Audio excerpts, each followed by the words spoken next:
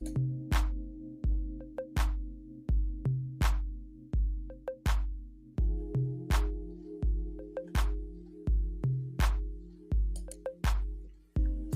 morning, and welcome to another morning meditation and motivation. Let's begin by closing our eyes, sitting up straight, and taking a few deep breaths in through our nose. Slowly exhaling through our mouth. One more time, take a deep breath in through your nose.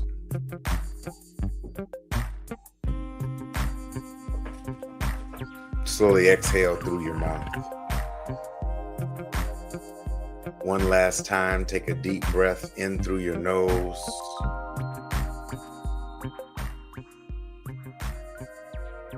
Slowly exhale through your mouth. This morning, I want to begin with a simple question. When was the last time you gave yourself credit for something that no one else knew was hard for you?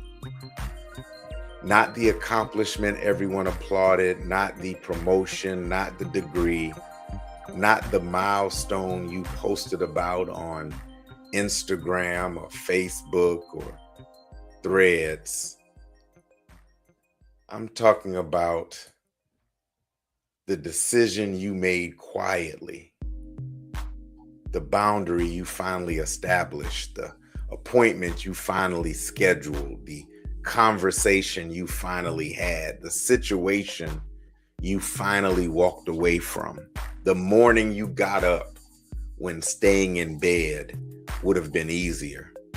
Sometimes the greatest victories in our lives do not look heroic to anybody else, but you know what it took for you to get here. And maybe we need to spend a few moments today honoring that. See, life does not always present us with a good choice and a bad choice. Sometimes we have to choose between two difficult things. Sometimes staying is hard and leaving is hard. Speaking up is hard and remaining silent is hard.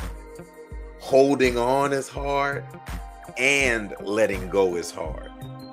The question then becomes, which hard moves me toward the person I am trying to become? Maturity is learning that the easiest decisions today can create the hardest consequences tomorrow. So perhaps courage is not choosing what feels comfortable. Courage is choosing what aligns with who we are becoming. There are decisions you may be facing right now where you already know what needs to happen. The difficulty is not knowing. The difficulty is accepting what knowing requires of you. And that brings us to health, because we cannot continue making decisions that preserve everything around us while destroying something within us. Health requires attention. Our bodies speak, our emotions speak, our exhaustion speaks, our frustration speaks, our anxiety speaks, even our silence speaks. Sometimes what we call pushing through or praying our way through or pressing our way through is actually ignoring ourselves. There comes a moment when strength has to be redefined. Strength is not simply how much you can carry. Strength is also knowing what you should no longer be carrying. Taking care of yourself is not something you earn after taking care of everyone else. Your health matters while you are building. Your health matters while you are leading, while you are helping, while you are becoming. And sometimes health and healing require conversations. There are things that cannot be repaired through avoidance.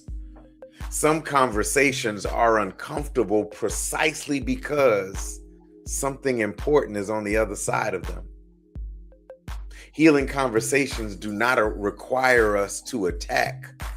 They require us to tell the truth. That may sound like I need you to understand how that affected me, or I should have handled that differently, or I owe you an apology, or I forgive you, but something has changed, or I love you, but this boundary is necessary, or I don't want us to continue pretending that everything is okay.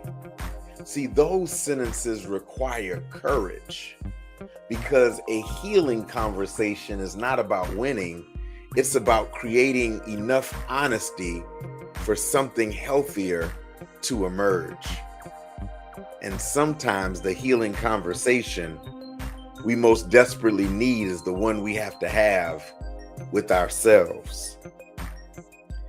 That's why reflection matters. There's a difference between reflection and rumination. See, rumination asks, why did I do that? How could I have been so stupid? Why do I keep making the same mistakes? Why can't I ever get it right? But healthy reflection asks, what happened? What did I learn? What would I do differently? What deserves to come with me from this experience? And what needs to stay here? Reflection should produce wisdom, not punishment. You do not have to keep prosecuting yourself or an earlier version of yourself using information you only possess because you survived the experience. You know better now. You're not that person anymore. So learn, adjust, grow, and move forward. But before we finish this morning, there's one more thing I want us to do. I want us to celebrate the hero within you. And when I say hero, I don't mean somebody who never struggled. No, heroes struggle. Heroes get tired. Heroes become afraid and make mistakes. And heroes sometimes wonder whether they have enough for what comes next. But here's what heroes do. Heroes decide that they're still going to show up. Think about everything you've survived that once made you wonder whether you would make it at all. Think about the decisions you made without knowing exactly how everything would work out. Think about the conversations you survived, the losses you absorbed, the lessons you learned. Think about how many versions of yourself had to grow or change or heal or forgive, release, begin again, start over, and keep moving for this version of you to exist. How many layers of skin had to be removed? We spend so much time identifying what still needs improvement that we sometimes forget to celebrate what's already improved. So today, give yourself some credit. Give yourself a round of applause. Not because everything is perfect, but because you are still participating in your own becoming. So as you move into this day, carry 5 questions with you. What is a hard decision that is asking for my courage? What part of my health is asking for my attention? What conversation is asking for my honesty? What experience is asking for reflection instead of regret? And finally, what part of myself deserves to be celebrated today. Because perhaps your inner hero is not some extraordinary person you're waiting to become. Maybe your inner hero is the person who has been quietly carrying you through every chapter already. The person who kept choosing, kept healing, kept learning, kept showing up, kept becoming. That person is you. So make the hard decision. Honor your health. Have the healing conversation. Reflect without condemning yourself. And every once in a while, turn around and recognize how far you've already come. Celebrate your inner hero. Let's go ahead and take one final deep breath in. Hold it. And as you slowly exhale, let's prepare ourselves to conquer the day. I want to close with this thought, this quote. This is from Eleanor Roosevelt. And Eleanor Roosevelt says this. Eleanor Roosevelt says, "You must do the things you think you cannot do." I want you to sit with that today. You must do the things you think you cannot do. How will you use that to fuel your day? Don't allow your negative self-talk and your saboteurs to stop you from achieving what you know is necessary to become who you were born to be. Listen, I love you. Have an amazing day. To God be the glory. Goodbye.